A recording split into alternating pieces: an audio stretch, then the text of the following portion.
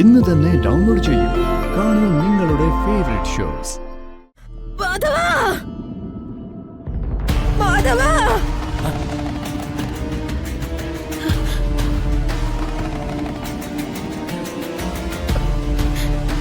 അച്ഛമ്മയുടെ ശബ്ദമല്ലേ കേട്ടത്? അച്ഛമ്മയ്ക്ക് ശബ്ദം തിരിച്ചു കിട്ടിയോ?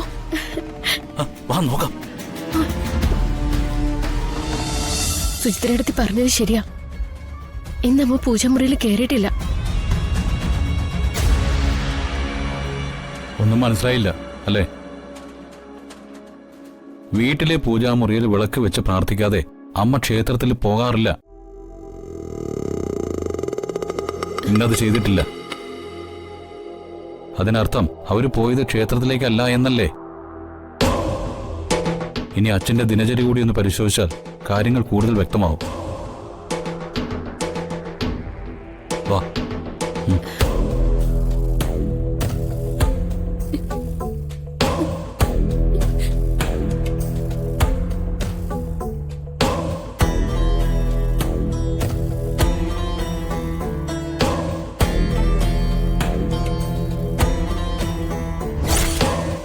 അമ്മയും അച്ഛനും പിരിയണം.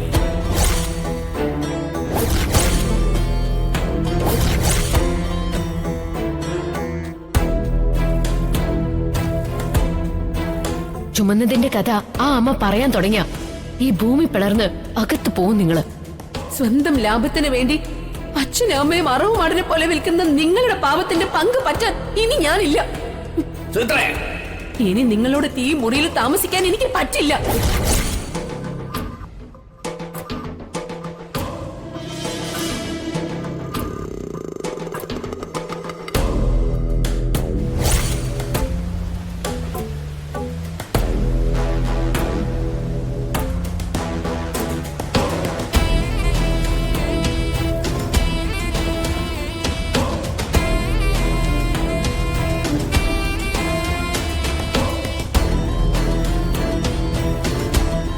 പത്രക്കാരൻ 4 മടക്കി എറിഞ്ഞ രൂപത്തിലാണ് പത്രം കിടന്നത്.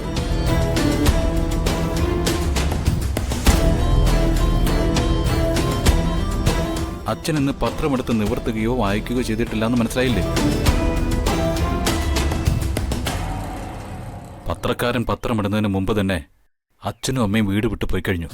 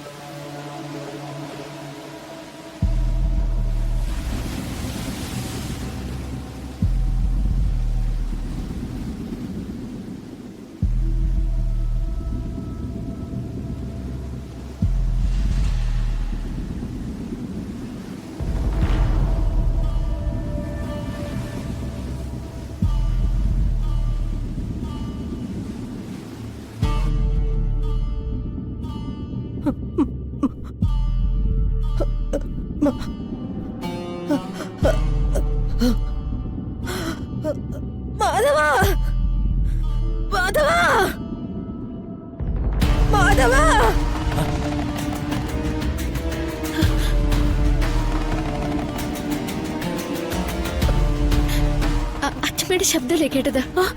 അച്ഛമ്മയ്ക്ക് ശബ്ദം തിരിച്ചു കിട്ടിയോ? വാ നോക്കാം.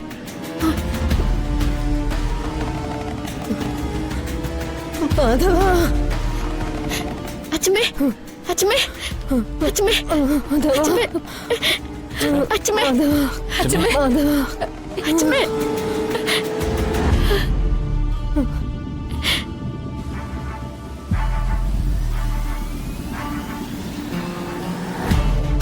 മാധവേട്ട, എക്കാലവും ഒരുമിച്ച് ജീവിക്കാമെന്ന പ്രതീക്ഷയോടെ എല്ലാം ഉപേക്ഷിച്ച് നമ്മൾ ഒന്നിച്ചത്. പക്ഷെ നമ്മൾ ഒരുമിച്ച് ജീവിക്കുന്നത് നമ്മുടെ ആൺമക്കൾക്ക് സഹിക്കാവുന്നതിനപ്പുറം. ഈ ജന്മം അവരത് അനുവദിക്കാൻ പോകുന്നില്ല. അതുകൊണ്ട് നമ്മൾ വീട് വിട്ടിറങ്ങി ഒരുമിച്ച് ജീവിക്കാനല്ല, ഒരുമിച്ച് മരിക്കാൻ.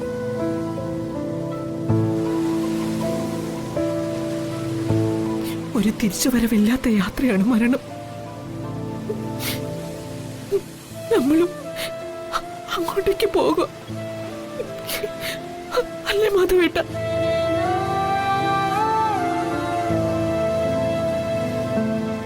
എവിടെയാണേലും എന്റെ ഒപ്പം എന്റെ മാധവേട്ടനുണ്ടായാൽ മാത്രം മതി എനിക്ക്.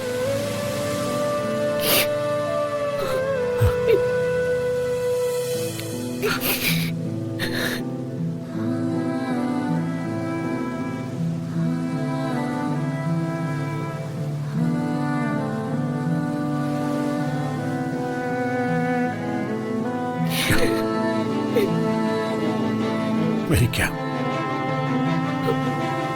ഇനിയുള്ള ജീവിതത്തില് ആർക്കും ഒന്നും കൊടുക്കാനില്ല, ഒരു കടപ്പാടുമില്ല. ഒരേ ഒരു ചോദ്യം മാത്രം മനസ്സിൽ തെളിഞ്ഞു നിൽക്കുക. ചോദ്യമല്ല, സങ്കടം. നമ്മുടെ മാനത്തെ കൊട്ടാരത്തിന്റെ പാലുകാച്ചിന് ക്ഷണിക്കാൻ വേണ്ടി നമുക്കൊരുമിച്ച് നിന്റെ കോവിലകത്ത് കാലുകുത്താൻ കഴിഞ്ഞില്ലല്ലോ എന്ന സങ്കടം. ഇനി ഈ ജീവിതത്തില് എനിക്ക് സ്വന്തമായി ഒരു 3 നില കെട്ടിടം ഉണ്ടാവുമ്പോ അതിന്റെ പാല് കാച്ചി ക്ഷണിക്കാൻ മാത്രമേ ഞാൻ ഈ വീട്ടിൽ കാലുകുത്തൂ.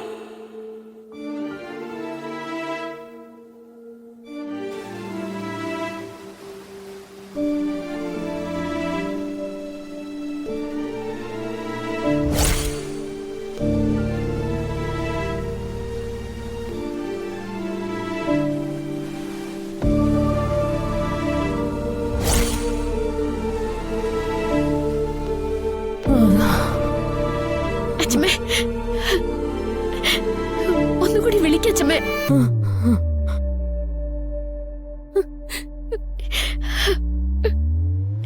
മാധവന്ന് ഒന്നുകൂടി വിളിക്ക. മാധവാ,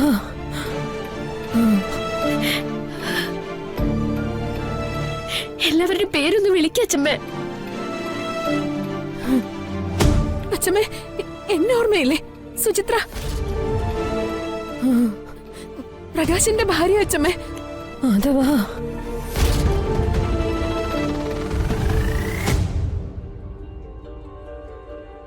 വന്ദനെ,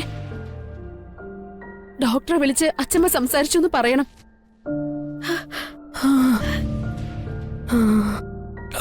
ഞാൻ വിളിച്ചോളാം സുചിത്രയെടുത്തി.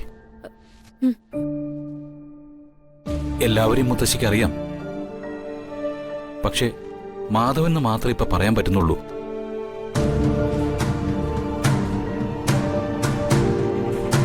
മുത്തശ്ശിയുടെ നാവ് ചലിച്ചു തുടങ്ങിയല്ലോ. ഇത് തന്നെ നല്ല ലക്ഷണ.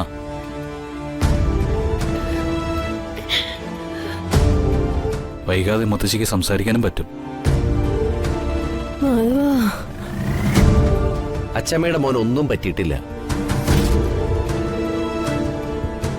മാനത്തെ കൊട്ടാരം